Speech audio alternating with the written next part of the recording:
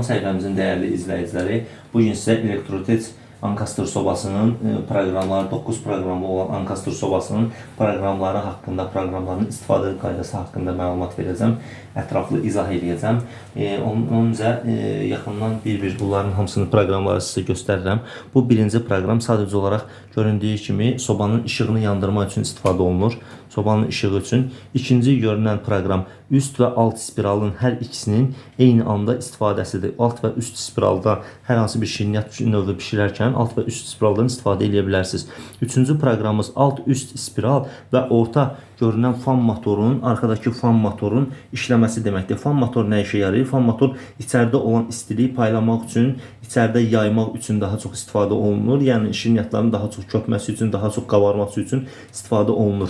Göründüyü dördüncü proqram öz-özünü təmizləmə funksiyasıdır və eyni zamanda öz-özünü təmizləmə funksiyasından əlavə alt spiralın yalnızca alt spiralın özü kimi də istifadə edə bilərsiniz. Hər hansı bir şirniyyatı alt spiralda bişirmək üçün istifadə edə bilərsiniz. Bu aşağıda görünən digər proqramımız ızqara proqramıdır. Yəni ızqara proqramında burada bizdə yuxarıda olan spiralların iki çeşit spirallar var. Görürsünüz, biri ortadakı dalğavari olanlardır, biri qıraqda olan nazik olanlar. Qıraqda olan nazik olanlar yalnızca alt-üst spiralda istifadə olunur. Ancaq dalğavari olanlar isə ızqara üçün istifadə olunan proqramlardır. Digər burada bu birisi proqramımız grill proqramıdır.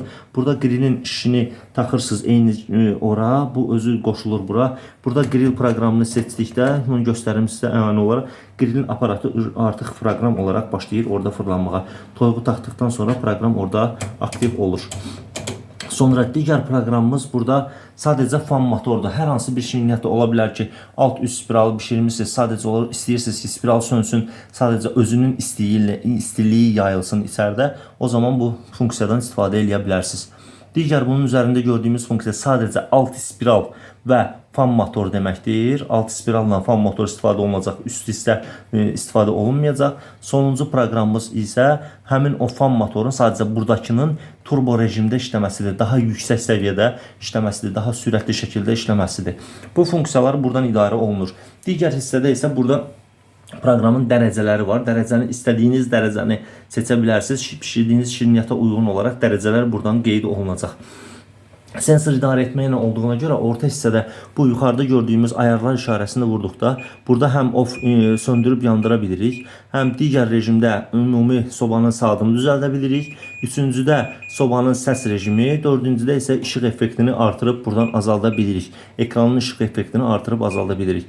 Altdakı işarə ilə isə biz burada həm sobada vaxt seçib proqramı qoraşdıra bilərik. Digərlərində isə budilnik işarəsidir. Budilniki qoymaqla, burada artırıb azaltmaqla budilniki qoşub həmin o qoruduğumuz dəqiqədən sonra soba bizə məlumat verir ki, bu dəqiqə vaxt bitdi, yaxınlaşıb şirniyyatınızı təhvil götürə bilərsiniz.